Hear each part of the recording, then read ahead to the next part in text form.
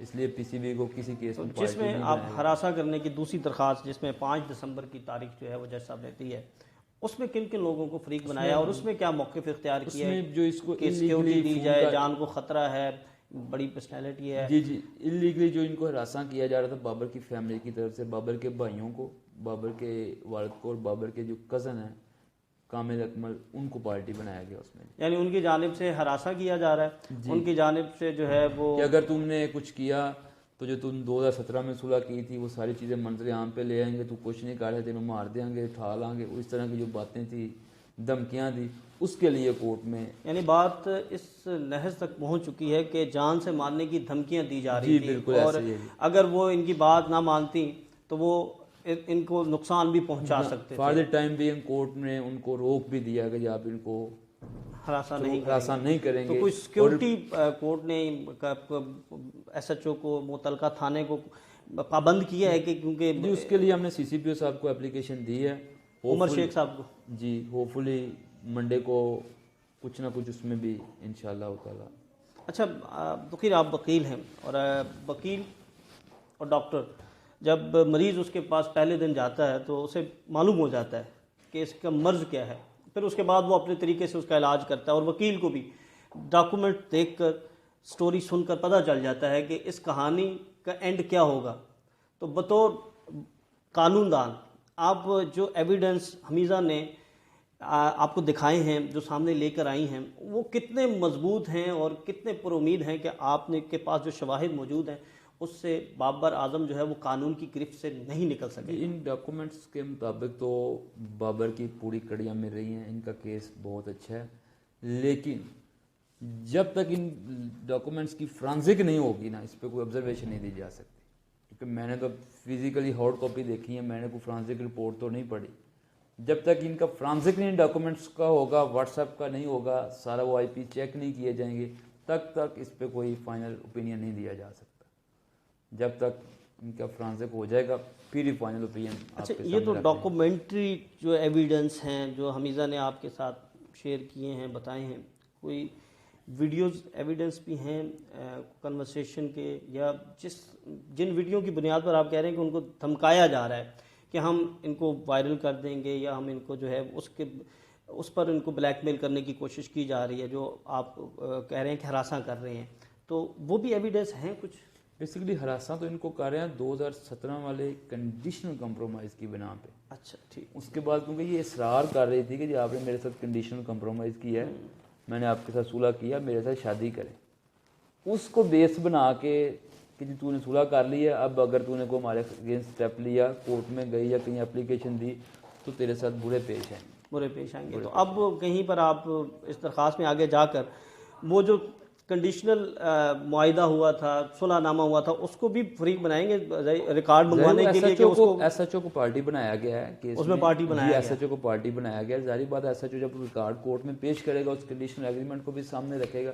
कि 2017 में क्या सुलह हुई थी, किस पे दस्तखत करवाए गए थे, क्या मामला था, वो सारी चीज़ें इंशाल्लाह 4 को सामने कोर्ट। यानी आपने एक मजबूत केस बनाया है, कड़ियों से कड़ियों को मिलाया है, हर वो एविडेंस जो बातें की गई, जो इल्ज़ाम लगाए गए, उनको साबित करने के लिए मुतलका उन लोगों को जो है वो फरीक भी बना लिया गया। अच्छा, एक हमारी मिर्जा से बात हुई थी कि उन्होंने बताया कि एक डकैती की वारदात भी उनके साथ हुई थी और वो भी रजिस्टर्ड है, तो उसको भी क्या जी वो भी सामने लेके आएंगे, वो भी इंशाल्लाह ताला, क्योंकि वो बाबर ने एज इसका हस्बैंड बन के इसको अपनी वाइफ बना के थाना गालब मार्केट में एफआईआर दर्ज कराई डकैती की, वो भी कोर्ट में फर्दर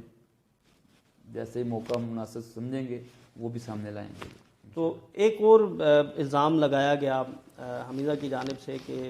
उनका इस्तकात हमल, अबॉर्शन जो करवाया उन्होंने, जो बाबर के कहने पर या म्यूचुअली दोनों ने मिलकर जो फैसला किया, उसके हवाले से जो डॉक्यूमेंट्री एविडेंस हैं उसमें क्या आपने उस हॉस्पिटल को, उस हॉस्पिटल की डॉक्टर को या उनको उस पिटीशन का हिस्सा बनाया है, या अभी उसके लिए अलहदा पिटीशन फाइल करेंगे जी, वो इस पिटीशन में बांध नहीं सकते थे। ठीक लीगल पॉइंट ऑफ व्यू उसके लिए अलहदा, क्योंकि अभी जहाँ से इन्होंने उस इस्तकाते हमल करवाया है वो बार बार लफ्ज़ मुँह पे लाना भी अच्छी बात नहीं है, तो वो भी बेसिकली इनको भी नहीं पता, क्योंकि अननोन प्लेस पे इनको लेके गए थे, बेगम कोट की कंजेस्टेड प्लेस बता रही हैं, वो भी ये किसी के थ्रू सर्च कर रही हैं कि अगर वो जो भी प्राइवेट डॉक्टर थी, जो भी अगर वो मिल जाएं तो ताकि वो जैसे ही उनका पता चल जाएगा तो उनको भी लाजमी उनके खिलाफ भी हम लीगल एक्शन लेंगे। जो भी हमारी रेमेडीज़ हमारे पास मौजूद हैं फिर ही हम आगे चलेंगे। हर्जाने का जो दावा किया है डैमेजेस का, उसमें क्या बताया गया है कि किस तरह माली तौर पर जो है वो हमीज़ा सपोर्ट करती रही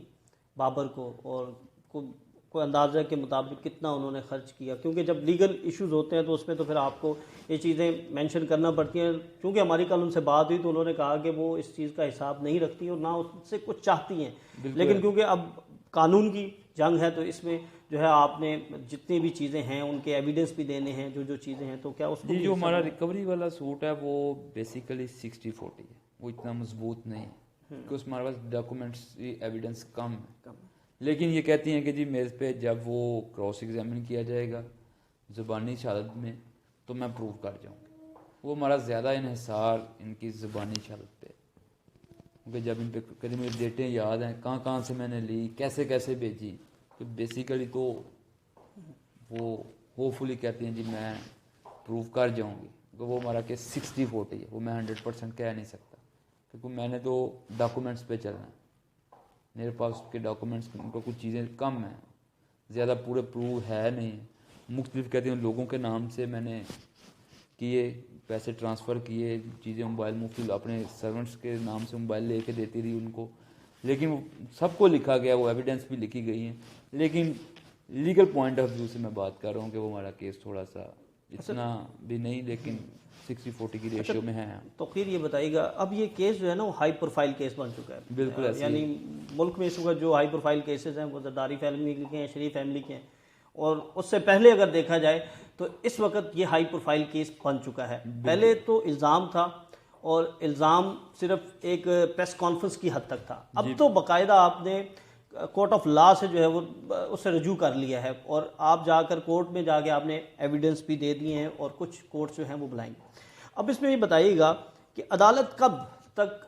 बाबर आजम को, उनकी फैमिली को इन पर्सन तलब करेगी, बुलाएगी कि जी आपके ऊपर ये इल्ज़ामात हैं, ये चीज़ें हैं, आप आएँ, आकर कोर्ट के अंदर जो है वो अपनी गवाही दें, सफाई दें?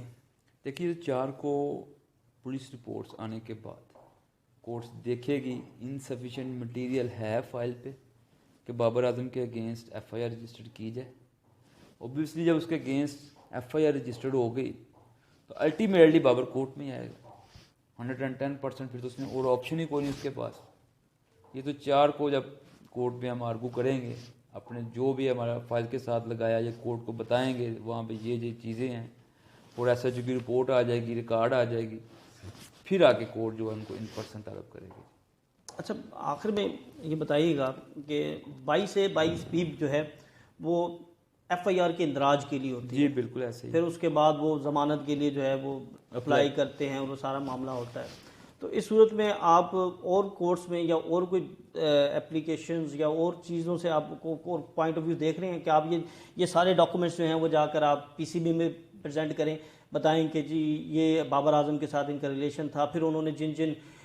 क्रिकेटर्स के नाम लिए हैं जो गाहे बगाहे उनकी हेल्प भी करते रहे, इमरान नज़ीर का नाम लिया, बिलावल भट्टी का नाम लिया, इमामुल हक का नाम लिया, उस्मान कादिर का नाम लिया, तो ये सारे स्टार्स हैं। तो क्या आप पीसीबी में भी जाने का इरादा रखते हैं या फिर आप जा चुके हैं? पीसीबी में उन्होंने कंप्लेंट भेजी है, लेकिन पीसीबी वालों ने कोई इतना पॉजिटिव रिस्पॉन्स नहीं दिया, लेकिन हम लीगल थ्रू से, लीगल रेमेडी से हम पीसीबी जाने का इरादा रखते हैं। होपफुली मंडे को हम प्रॉपर एक एप्लीकेशन बना के सारे डॉक्यूमेंट्स लगा के पीसीबी में फाइल कर दें मंडे या ट्यूसडे। अच्छा, एक और चीज़ आखिर में ये बता दीजिएगा कि होपफुली आप कितने पुरुम्मीद हैं? वकील तो उसको कातिल भी आके कह दे कि जी मेरा जो है वो आपने केस लड़ना, तो वकील कहता है कि जी तेरा केस जो है वो जितांगा, तो आप कितने पुरुम्मीद हैं कि आपके पास एविडेंस है? मैंने तो इनको लीगल असिस्टेंस देनी है, ठीक होगा। बाकी कोर्ट्स हमारी इंडिपेंडेंट है, कोर्ट्स ने शवाहद की बिना पे फैसला करना है, वो इनको मैंने पहले बता दिया है कि जी मैंने आपके लिए कोशिश करनी है। ज़हनी तौर पे आपने इनको तैयार किया है कि जो केसेस कोर्ट्स में चलते हैं उनके लिए हेयरिंग, उनके लिए आपको बहुत ज़्यादा जो है वो टाइम देना पड़ेगा, बड़ी तनकीद का भी सामना करना पड़ेगा, बहुत से लोग जो हैं वो क्योंकि अब ये तो एक पर्सनैलिटी बन गई है, और जब 4 दिसंबर को ये कोर्ट जाएंगी तो वहाँ पर तो सब मीडिया भी आया होगा, बिल्कुल फॉरेन ऐसे। मीडिया भी आया होगा, तो क्या आपने माइंड मेकिंग की है इनकी? जी वो सब कुछ इनको बता दिया, वो कह रही मैं रेडी हूँ, मैं बस अब मैं चाहती हूँ कि किसी और के साथ ऐसा ना हो जो मेरे साथ हुआ है। तो सब कुछ उनको बता दी है, वो इसके लिए रेडी हैं। हमारा तुम तो लीगल असिस्टेंस देनी है, हम तो डॉक्यूमेंट्स पे चलना है, लीगल रेमेडी लीगल वे इनको बताने हैं, कोई इलीगल वे तो बता नहीं सकते हम। तो इंशाल्लाह होपफुली 4 को देखते हैं, जो कोर्ट्स पे डिपेंड करता है। जी बिल्कुल, तो वकील के साथ हमारी बड़ी तफसीलन बात हुई और इन्होंने बताया है कि इन्होंने लाहौर की अदालतों में, मातहत अदालतों में 3 दरख्वास्तें जो हैं वो दायर की हैं, जिसमें एक में बाबर आजम को फ़रीक बनाया गया है, एक दरख्वास्त में उनके फैमिली अरकान को फ़रीक बनाया गया है, और इसके साथ साथ वो तमाम वाक़यात जो कल हमीज़ा ने हमारे साथ बात की उनको भी उसका हिस्सा बनाया गया है, यानी SHO को भी फ़रीक बना लिया गया जिसने सुलह करवाई थी, और जहाँ पर वो पर्चा दर्ज हुआ था डकैती का उसको भी फ़रीक, यानी ये सारी चीज़ें जो कल उन्होंने बातें की उनकी दस्तावेज़ाती शवाहिद जो हैं वो साथ पटिशन के लगाए गए हैं, और इसके साथ साथ अदालत को भी ये इस्तदा की गई है कि अदालत वो तमाम रिकॉर्ड मंगवाए और जो उन्होंने बयान दिया है उसको उसके साथ कंपाइल करके चेक करके बताए कि ये दुरुस्त है या नहीं। कानूनी पॉइंट ऑफ व्यू से उनके वकील ने ये तमाम जो कानूनी पहलू थे वो बताया है, और जो दफ़ात बताई हैं वो नाकाबिल ज़मानत हैं, और अगर बाबर आज़म के ख़िलाफ़ ये जो इल्ज़ामात हैं ये साबित होते हैं तो उनके ख़िलाफ़ मुकदमा दर्ज होगा और वो नाकाबिल ज़मानत होगा। और इसके हवाले से इनका ये कहना है कि PCB में इन्होंने दरख्वास्त दी लेकिन अभी तक उन्हें उसका कोई रिस्पॉन्स नहीं मिला, और इसको दोबारा जो है वो PCB में भी जाएंगे। तो इस वीडियो के हवाले से जो बातें हमीज़ा ने की थी उसके कानूनी तमाम पहलू जो हैं वो तौक़ीर ने आपको बताए। तो अगली वीडियो में हम आपको इसकी मज़ीद अपडेट जो है देंगे, तब तक के लिए आप हमारे साथ जुड़े रहिए। अल्लाह हाफ़िज़।